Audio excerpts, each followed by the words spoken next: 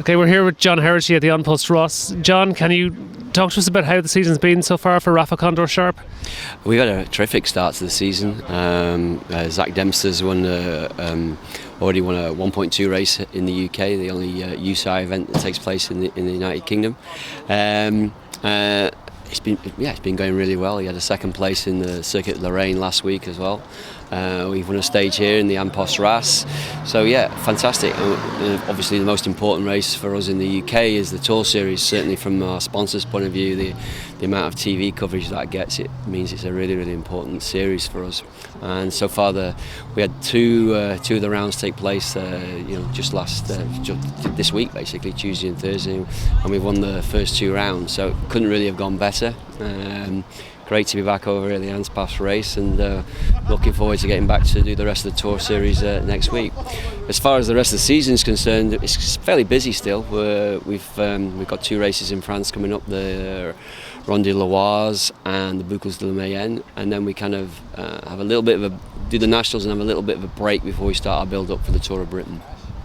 What do you think is possible in the Nationals?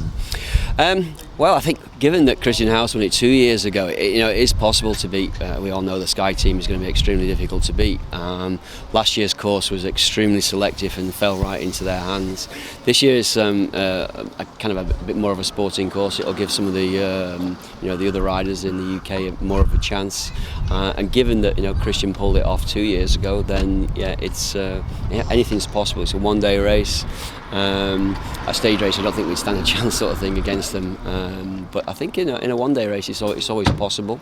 And it's a good course up near Newcastle there. So I think, our hopes are, always hoping we can pull something off it, but it will be difficult, I have to say. Tour of Britain is about stages, is that the goals there? It will be, yeah. Hey, I mean, we've had some research done on sort of the amount of coverage, its potential for the Tour of Britain. So there's this big thing about it being really important for British continental teams to try and do well in the Tour of Britain. But actually, from a coverage point of view, it's extremely difficult to get the TV coverage, given the amount of good riders that are there, and by nature the TV crews are going to be concentrating on the stars of the European cycling scene, if you like. So for us, whilst it's very, very important, this Tour Series from a TV point of view for our sponsors is far, far more important, because the ability to get TV time for because all our sponsors are British, basically, so to get that coverage in the UK, it's more important than the Tour Series.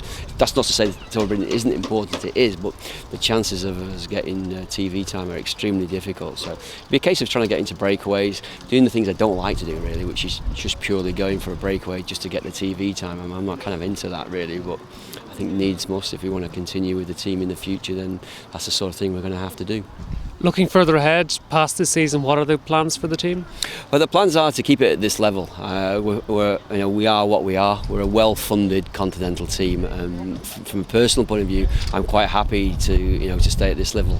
To jump to the next level requires a significant increase in budget, and with that comes a lot of pressure, if you like. And not that we have pressure at this level, but it's kind of not. It doesn't appeal to the same extent. If we could get a really, really good budget, I could do it. You know what I mean? I could bringing in extra staff and obviously bigger and better riders and so on. But it doesn't appeal. I'm still of the opinion that a continental team should be a place where younger riders can move on. I've kind of not managed to do that yet.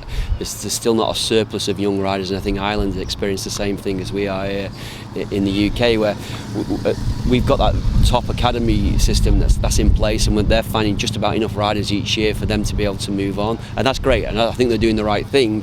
I just wish there was a few more coming through that don't quite make it to the academy and then could go into a team like ours and still have a professional cycling career.